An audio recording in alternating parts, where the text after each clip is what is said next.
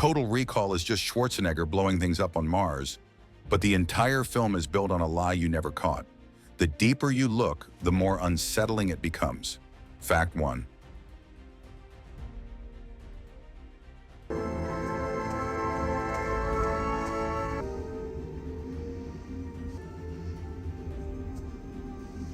The opening sequence announces the entire twist. Quaid dreams of Mars before ever visiting Recall. This is not foreshadowing, it is evidence. Dreams do not predict reality accurately. They reflect desire. The film shows you the answer immediately. Most viewers miss it entirely. The Recall salesman describes the exact adventure Quaid experiences, word for word, beat for beat. This is not coincidence. It is confession. The film never hides the truth. It buries it in plain sight. Reality and fantasy share identical structure. This repetition is intentional. The script wants you confused.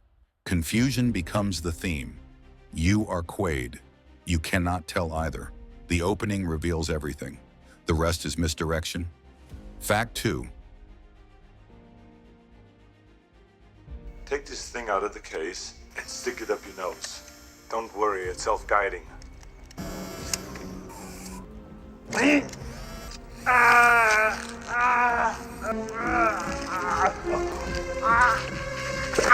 Arnold does not play a hero here. He plays confusion. Quaid doubts everything constantly. His confidence is performance. Underneath is terror. This is not typical Schwarzenegger swagger.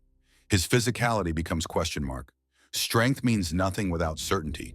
Every action feels desperate. He fights because he has no choice. This vulnerability is rare for him. The role requires emotional exposure. Arnold delivers it subtly. Watch his eyes throughout.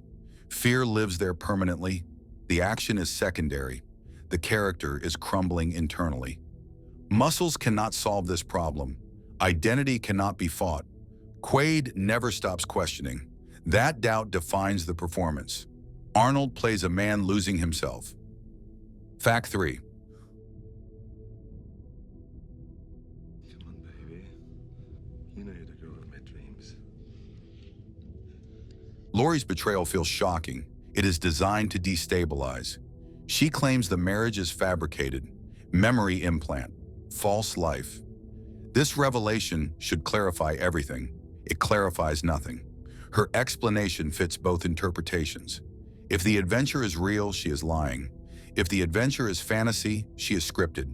The film never confirms which. Both options remain possible. Laurie exists to amplify doubt. She provides no actual evidence, only claims. Claims can be programmed, or they can be true. The audience cannot know. Quaid cannot know. Trust evaporates completely. After her reveal, certainty dies. Every character becomes potential fabrication. Reality collapses inward. That collapse never reverses. Fact 4.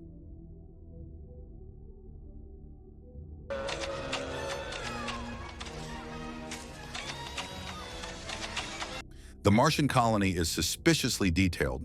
Too vivid, too complete. Real places have gaps, unfinished corners. Mars has none. Every location feels designed, not discovered. This is memory implant aesthetics. Fantasy constructs are overdetermined. Reality is messier. The red light district is cliché. The mutant bar is pulp fiction. Nothing feels genuinely alien. Everything feels familiar, like movie sets. The production design is intentional. Mars resembles adventure genre settings, not plausible colonies. This telegraphs the truth. You are watching a dream. Dreams borrow from media. They recycle imagery. Mars is composite fantasy, built from film tropes, science fiction conventions, adolescent wish fulfillment. Perfection is the tell.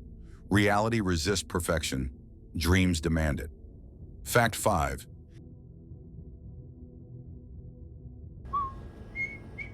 Where am I?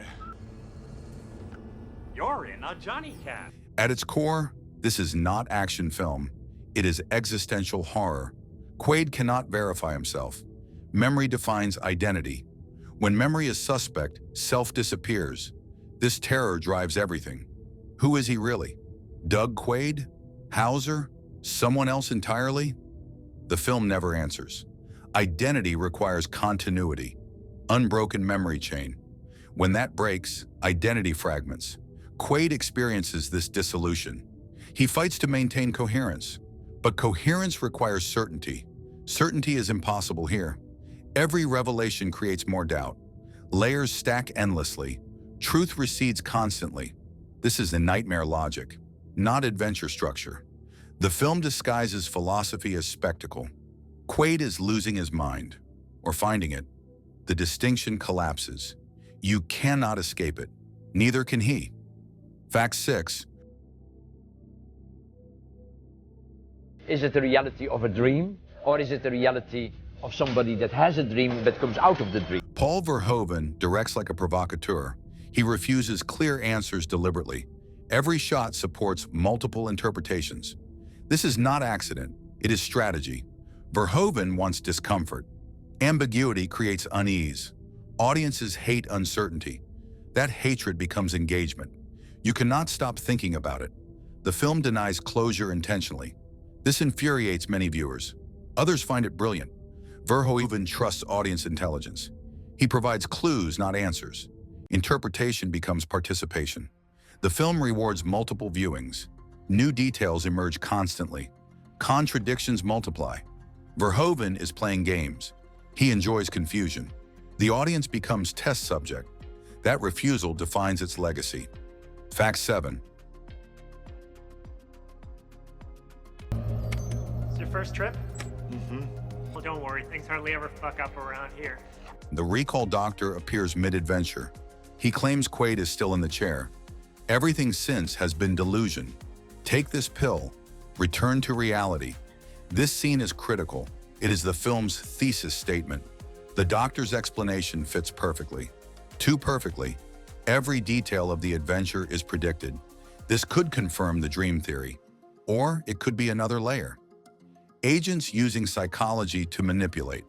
The film does not decide. Quaid rejects the pill. He shoots the doctor. This choice is ambiguous. Is it courage or insanity? Refusing salvation or seeing through deception? Both interpretations hold. The doctor's sweat is cited as proof. Dream figures do not sweat. Or do they?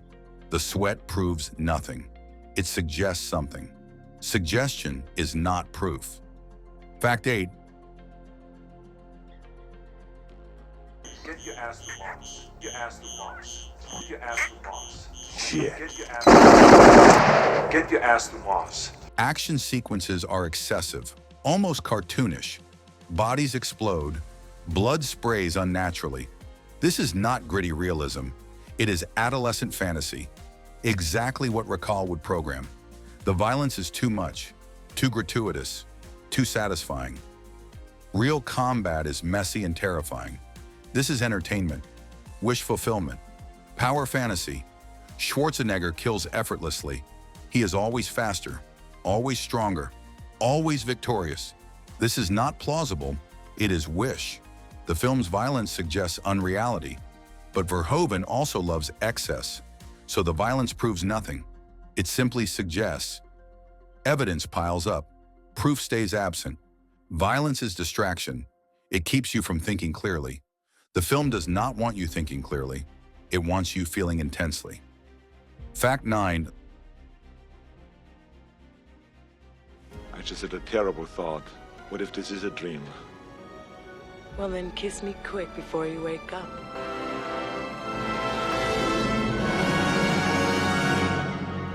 The final scene is deceptively happy. Quaid and Melina kiss. Mars is saved. Heroes triumph. Then the screen whites out. This fate is controversial. Some see it as hopeful. Others see it as death. The white suggests the lobotomy. Quaid's mind finally erases. The adventure concludes at Recall. Just as predicted, he never woke up, never escaped, never saved anyone. The white is oblivion, not paradise. This interpretation is supported by evidence. The Recall package promised happy ending. This is too perfect, too neat, too complete. Reality does not resolve this cleanly. Dreams do. The white is erasure. The film ends on annihilation. Quaid is gone. What remains is blank. The film supports both interpretations intentionally until the end. Fact 10. Total Recall cost $60 million in 1990. Adjusted for inflation, that is $140 million today, one of the most expensive films ever made at the time. The budget shows on screen. Practical effects are extensive. Sets are elaborate. This production value is unusual for an ambiguous film. Studios do not spend this much on uncertainty. They want clear heroes and villains. Total Recall refused. It demanded ambiguity at blockbuster scale. The film found its cult status later. Home video allowed rewatching. Multiple viewings revealed depth. The budget enabled visual complexity to hide philosophical horror inside action spectacle. That hiding required money. The gamble paid off. Fact 11. Quaid performs masculinity constantly. Confidence is act. Strength is costume. This is unusual for Schwarzenegger roles. Usually his masculinity is unquestioned. Here it is hollow, based on false memories, constructed identity. His muscles mean nothing. His competence is suspect. Everything is potential fabrication. This undermines action hero conventions. The hero is not hero. He is question mark. Performance without foundation. The film critiques masculine fantasy while delivering it simultaneously. You enjoy the action while questioning its reality. Quaid is strong but uncertain, capable but confused. This combination is rare. Vulnerability is the truth, power is the lie, or vice versa. The film refuses to say. Masculinity requires certainty. Without it, masculinity fragments. Quaid demonstrates this constantly. Fact 12. The true antagonist is not Cohagen. It is memory itself. Memory cannot be trusted. This is the horror. Without reliable memory, self disappears. Quaid experiences this terror firsthand. He cannot verify his past, cannot confirm his identity, cannot trust his mind. This is existential nightmare, more frightening than any villain. Cohagen is distraction. The real threat is internal. Quaid is fighting himself, his own memories, his own mind. This battle cannot be won, only endured. The film offers no comfort. Memory is unreliable for everyone, not just Quaid. This implicates the audience. Your memories are suspect too. Trust nothing, including this film, including yourself. That paranoia is the point. Fact 13. Read your palm, your mind. The mutant population is heartbreaking. They are deformed by corporate greed. Cohagen controls the air. Mutants are his creation, his victims. This is clear political commentary, hidden inside action film.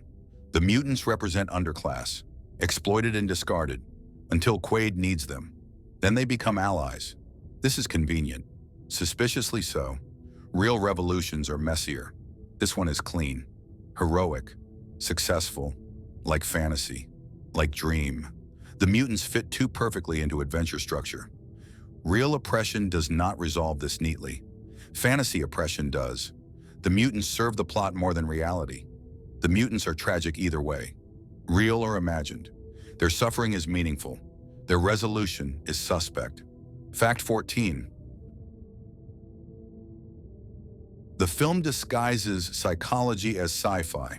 Mars is metaphor, not setting. The adventure is internal, not external. This is Philip K. Dick's influence. His stories are philosophical, disguised as genre fiction. Total Recall follows this pattern. It pretends to be action, while exploring consciousness, memory, identity, reality. These are philosophical concerns, but philosophy does not sell tickets. Action does. So the film hides one inside the other. Audiences came for explosions, left with questions. The film spawned endless debates. These debates are the point. The film wants discussion, not resolution. The real sci-fi is consciousness manipulation. The real question is epistemological. How do you know what you know? You cannot. That is the answer. Fact 15. Well,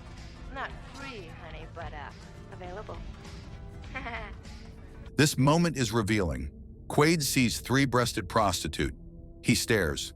This is adolescent fantasy, explicit and obvious. The scene is played for laughs and revelation. This is exactly what Recall would program. Male fantasy, exaggerated, absurd, titillating. It is too on the nose, too perfectly matched to desire. Real Mars would not have this. Dream Mars would, must. The scene telegraphs unreality while delivering entertainment. This three-breasted woman is metaphor for the entire film. Excessive, artificial, satisfying. Exactly what you wanted, in ways too perfect to be real. The film gives you fantasy while showing its construction. You know it is fake. You enjoy it regardless. That is the experience. And the commentary, fact 16. The Hauser reveal is chilling. Quaid might be villain, not hero. His memories could be prison, not gift. Hauser was Cohagen's agent, brutal, effective, evil. This personality was erased, replaced with Quaid, gentle, heroic, good. But which is real? Which is constructed? The film suggests both are fabricated. Neither is authentic. Identity is always performance, always constructed, never essential. Hauser is who Quaid fears, his shadow self, his truth, or his lie. If Quaid is Hauser, then heroism is delusion. Goodness is programming. Nothing is authentic. Everything is control. This interpretation is darkest. It suggests no escape, only manipulation, different masters, different performances, never freedom, never self. Fact 17. Total Recall is eerily prescient. Memory implantation is real now, not literally, but functionally. Deep fakes manipulate reality. AI generates false memories. Social media constructs identities. These are modern recall. The film predicted this crisis. Identity is fungible. Reality is manipulable. Truth is negotiable. In 1990, they were science fiction. Now they are daily life. The film's paranoia feels justified. Its questions feel urgent. How do you verify reality in a world of manipulation? You cannot. Not reliably. This is Quaid's nightmare, and ours. The technology changed. The anxiety remained. Total Recall understood something about human consciousness, about modern life, about control. The film aged well, because it was never about the future. It was about psychology. Fact 18. Melina is fantasy woman, literally. She matches Quaid's dreams exactly. Same face, same personality, same everything. This is evidence. Dreams come true exactly. This does not happen in reality, only in fantasy. Melina is wish fulfillment, perfect and complete. She loves Quaid instantly, trusts him completely, fights beside him fearlessly. This is not person. This is construct. Real relationships are messy. This one is clean. Real love is complicated. This love is simple. Real women are human. Melina is ideal. She is exactly what Recall promised. Dream girl, literally. Her perfection is the tell. Like Mars, like everything. It is too good, too satisfying. Reality disappoints. Fantasy delivers. Melina delivers. Therefore, Melina is fantasy. Fact 19. Total Recall avoids technical detail. Memory implantation is vague. Oxygen generation is unexplained. Nothing is specific. Everything is gesture. This is intentional. Details would ground the film. In science, in reality. The film avoids both. It wants flexibility. Technical specifics create rules. Rules limit interpretation. The film refuses limits. Instead, it suggests, it implies. The vagueness supports ambiguity. If everything is vague, nothing is certain. Reality requires specifics. Dreams are impressionistic. The film chooses impressionism. This is telling. It does not want examination. It wants immersion. Stop asking how. Start asking why or if. The technology is not the point. The experience is. The confusion is. Fact 20. The dream versus reality debate is unwinnable. This is by design. The film provides equal evidence for both interpretations. Every clue has counterclue. Every proof has counterproof. This is not accident. This is architecture. The film is built for stalemate, for endless debate, for interpretation wars. These debates are the film's legacy, more than the action, more than the effects, more than Schwarzenegger. The ambiguity is what lasts, what resonates, what frustrates, what fascinates. You cannot solve total recall. You can only experience it. That experience is unique, personal, subjective, like memory, like identity, like reality itself. The film is about epistemology, how we know, what we trust, why we believe. These questions have no answers, only approaches, only attempts, only interpretations. You cannot win, because there is no winning, only arguing, only thinking, only questioning. That is the point. The film is the question, not the answer, and it will never answer.